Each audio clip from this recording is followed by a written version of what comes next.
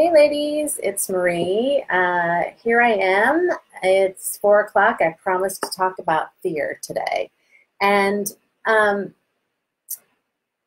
about 3 years ago, I read a famous book by Marianne Williamson called Return to Love. And one of the things she said in there really struck with me. Hi, Jennifer um, and Debbie. And it was either that you're living either in fear or faith, and that there's really only two roads.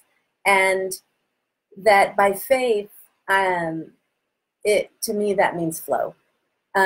Because there are places in our life that we're in total flow, whether we trust ourselves or we're in our gift, zone of genius or gifts and talents, where we don't really think a lot.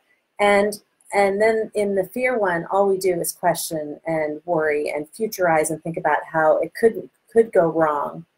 And when we're in the faith road or the fear road, there's no assurances that either are going to work out. But for some reason, we trust on one road and not the other. So I wanted to talk a lot about fear, because it is really, anytime we're not in flow and faith, we're in fear. No matter what you're doing, I don't care, you're in fear. Fear is ruling you.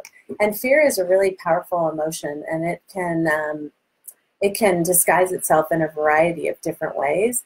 But bottom line is, when you're feeling fear, we're small. We're living small instead of big. When we're in faith, we're in our biggest expansive mode, taking up space in the world and making things happen. But when we're in fear, we're in this teeny little ball, worried and almost like childlike in the sense of worry. And there are a lot of places where fear comes up, like you're afraid to say that you're sad. You're afraid to say that you want more. You're afraid to say that you don't know how to do something. You're afraid to ask for help. You're fearful of things not working out. You're afraid to take more time for yourself because you're worried that you're being selfish. You're afraid to ask for help or delegate at work because it may look like you can't handle it. You're afraid of basically telling somebody that you're not happy. There's a lot of pain with fear, and we don't understand it because we've been told to feel the fear and do it anyways. Don't let fear get in your way. It's this rock or wall we have to get over.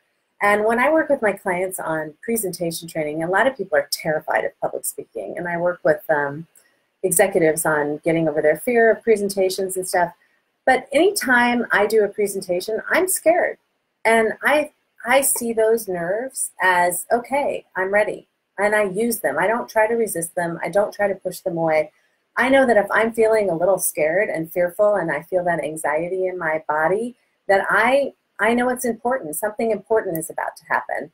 And I better take it seriously. And so if I don't feel scared, then I'm not going to do a good job. If I do feel scared, it's my way of saying, I just turn around how I'm perceiving it. And I now know that I realize what I'm about to do is important. And so game on, let's do this. And I think so many times we try to resist fear or not feel it, or even feel shame about being afraid of something, instead of just embracing it and using it as energy to propel you forward.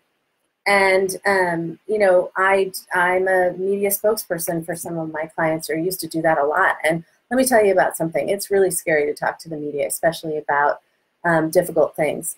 And if I am not feeling some fear in my heart, then I shouldn't be on the phone with the reporter, because it really does matter. And when I feel that fear, I know I'm in my zone.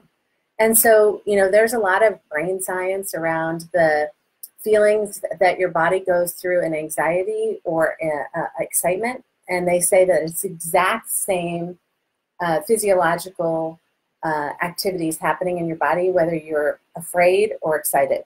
And it's just the label we're putting on it.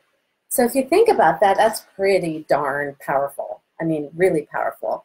So I don't think we should be afraid of fear. I know that sounds kind of funny, but fear is there for a reason. It's a valid emotion. Sometimes it's telling you something's up and you better be aware. Sometimes it's like game on. Sometimes it's like, I may need to get a little help here. Or maybe there's what's underneath that fear that I really need to look at. It's a great alert system in your life. And when we're living in fear, we're not probably living our best life. And it's probably stopping us, because usually what fear does is make you stand in place. And what I want you all to think about is those areas in your life where you're in total flow and not questioning anything. What's different in those moments than those areas in your life where all you do is question and all you do is beat yourself up? Because said a different way, that there's fear going on somewhere in there. If you're beating yourself up and you're questioning every move and you're wondering about whether things are going to work out and you want to get it just right, I mean, one of the most dangerous fears of all is not moving forward because you're afraid you're going to screw up. I mean, we all screw up. There's no, again, like we've talked about perfection forever, and I'll continue to talk about it because it is just a nasty thing.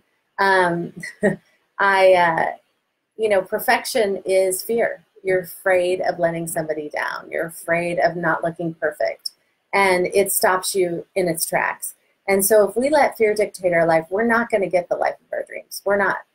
And so what we need to do is embrace that fear and use that energy to propel us forward and take baby steps, baby steps, baby steps. Because when we're in flow, we have no more assurances, really no more assurances that things are going to work out than when we're walking down our fear road.